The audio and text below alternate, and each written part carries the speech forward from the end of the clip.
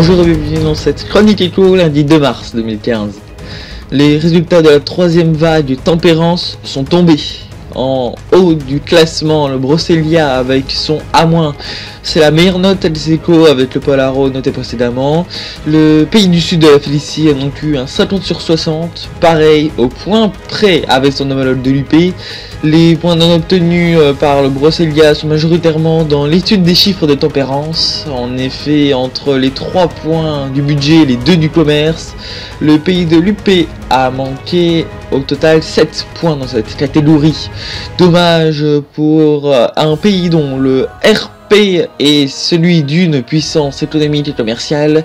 Chose encore plus dommage puisque le pays a des chiffres positifs en budget depuis le début de l'année, a annoncé Joef 35340 sur le sujet officiel de Tempérance. Pour se réconforter, le Brosselia n'a qu'à se dire qu'il a quand même obtenu les 6 points pour le nombre d'infrastructures Tempérance. L'Empire Carnacien a lui obtenu un 36 sur 60, soit un B-. Parmi ses grands points faibles, le commerce, où l'Empire est passé à côté de 6 points à cause de chiffres négatifs dans les chiffres Tempérance de cette catégorie. L'histoire a aussi pêché, les 3 juges tempérants ont fait remarquer un manque de lien avec le reste du monde GC, ainsi que la présence d'un début d'histoire uniquement, ça aura coûté cher.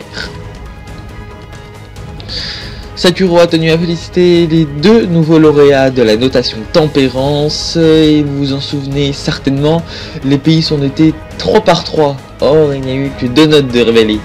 Le directeur de l'IEGC annonce qu'un bug technique n'a pas permis au système de calculer correctement la note de l'Ancor. En cause Limos, qui est président de l'Ancor, et aussi juge tempérant, donc il ne pouvait pas noter lui-même son pays. C'est donc l'administrateur du forum de GC, Jacques Duck, qui a été choisi pour le remplacer. Cependant, l'Institut économique de GC tient à annoncer que ce problème informatique est résolu et que les États-Unis d'Ancor seront très bientôt notés. C'était la chronique éco.